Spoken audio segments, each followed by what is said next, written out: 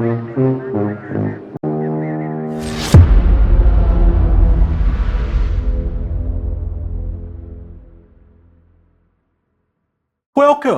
to the Escarpment. This channel is all about my model railway build journey, and I'm your host Jason. Today's video will be a June 2021 layout update, and in a moment I'm going to go around and sort of show you the bits and pieces that I've been progressing with over the last few weeks. I want to just give a special mention to Ian. Now Ian basically gave me the idea of the theme of the initial introduction of this video. You see, I've got a Facebook group called the Escarpment, and I'll leave a link below for those that are interested.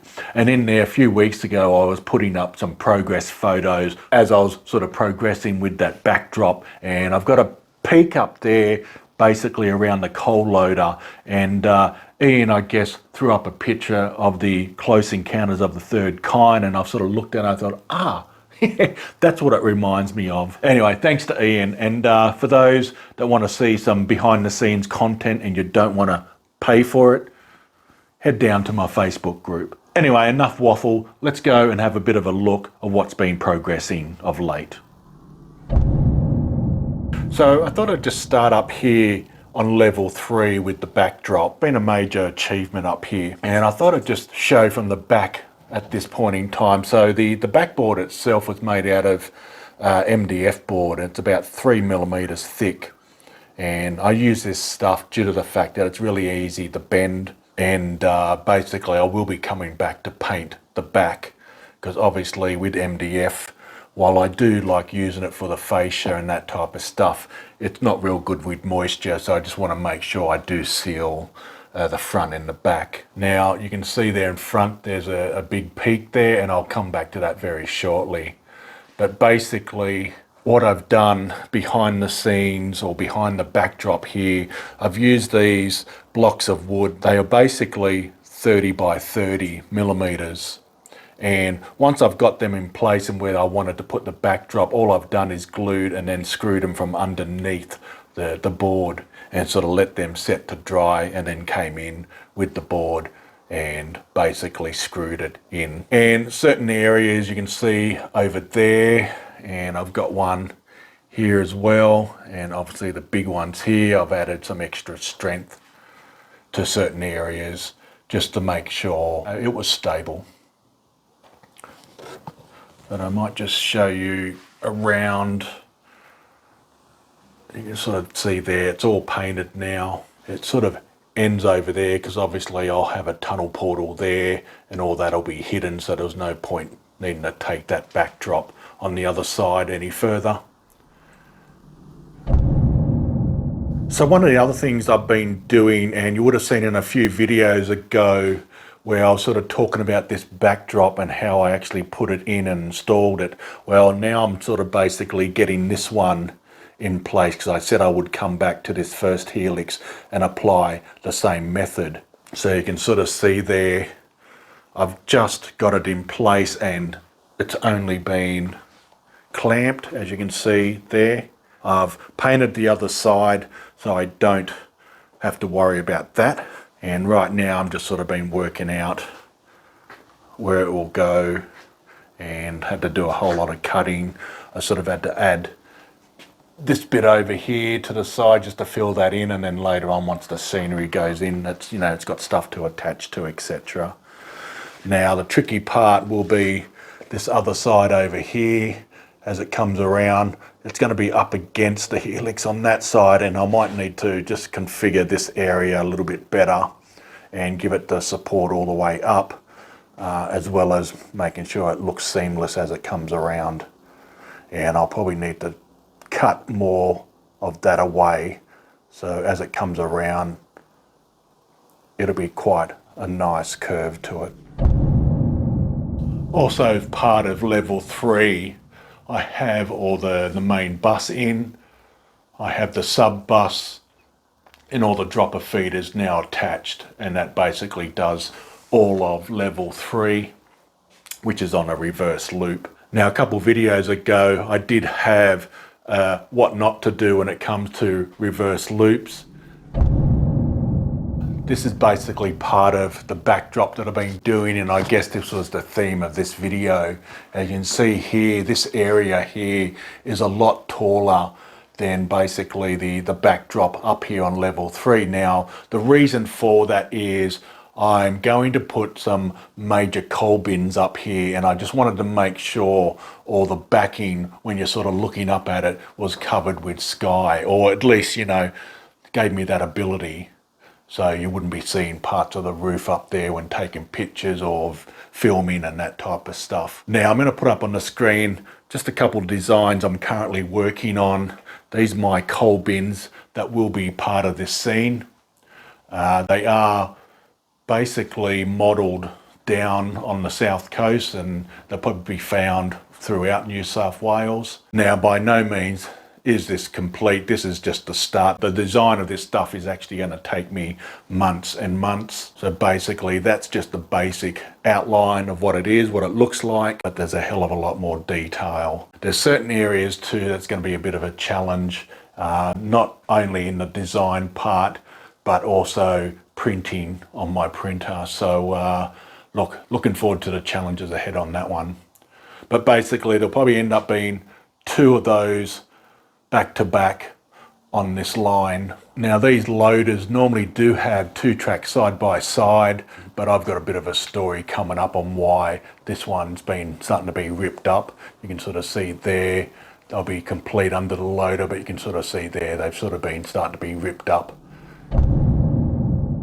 So one of the other things I've been doing in the background, for those that follow me on Facebook, and I know I've mentioned a couple times on these videos, I do a lot of designing and 3D printing with resin, and basically that's my single portal, which I've now run a prototype print, and you can see there that's the first run. Now I do have a lot of tweaks to do. For those that have sort of been following me on Facebook, I've just replaced my normal, I guess, screen of my printer to a mono type screen, and what that does is it lets more light through, and so it means quicker curing time. So instead of using 16 seconds per layer, I'm now down to a sub 3 second.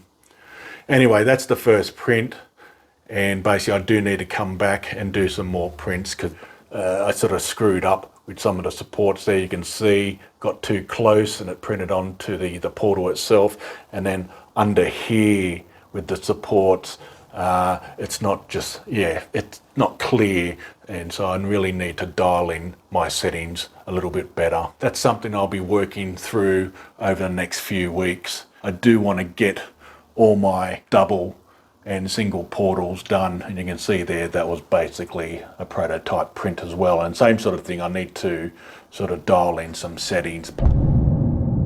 Now one of the other major jobs I've been working on is the fascia to this floating helix. Now basically I've sort of started over here, this is the next in line, but I thought I'd come over here first to sort of show you exactly what's sort of been happening or how I prepare and start this process. Now basically I sort of measure and give myself enough space down the bottom and the top. So basically this now lines to that part of the fascia, and that will be the depth of where the bottom will be. Up top here, and I'll show you very shortly on how I get that clean edge on top, and I'll have the same process being applied to the top of this one once it's all in place. But basically I sort of get a sheet ready to go, get it up there, I sort of clamp it, you can sort of see, and then I sort of screw it in place. And then what happens is I'll get over on the inside of it, and through the helix I'll use a pencil and sort of mark out those areas, and I'll come around here. So basically what I'm doing on the other side is marking out these areas all over the helix, and then basically I'll pull that off, and then I'll get it outside on a big board. I'll have a look, because you can see here, you know, the supports here, they're not all square to each other. So what I'll normally do is pick the closest one on the inside on that side and vice versa on this side, and then sort of do a 10 millimeters on each end, and then from the top 10 millimeters down, 10 millimeters up, and that's how I get that square. And if I sort of come around to this side, you can see how I get that neat look to it. And you can sort of see there, they're all in a line, they're all equal spacing. Same as that one, same as that one. And then basically it's a huge process. I sort of drill out, you know, a hole in each of these and then basically bring the jigsaw in and slowly cut out each one. Get it neat enough where I don't have to do too much filing or sanding. And really that just comes down to taking your time with the jigsaw and not rushing it.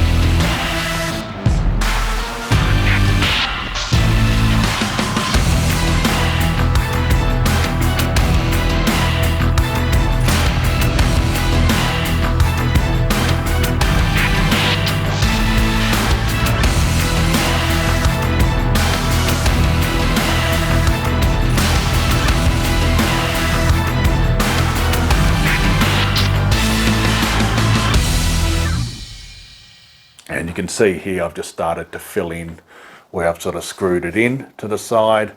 Now once that's all done and completely flat, and then I'll come in with a coat of paint or a two. I've already painted the other side.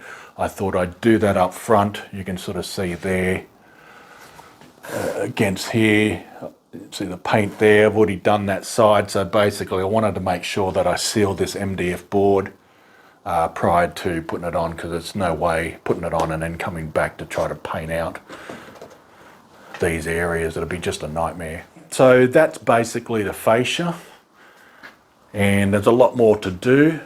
And I'll give you a shot at this angle here. Now obviously I've got some trickery here once I come to this section, and anyway, I'll show that at a later date once I get into that area. You can see here, I'll actually get that all in place and actually fastened to the helix. And then what I do, I come in last to cut this lip down. And you're sort of wondering, well, why would I do that? Doesn't that make your job harder? What I use is my Dremel machine, and I've got this fancy cutting, if I can bring it up to the camera.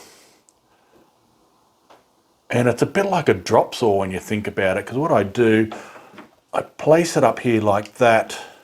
It's got this guide where you can then slide over the wood, and it then seats down and cuts.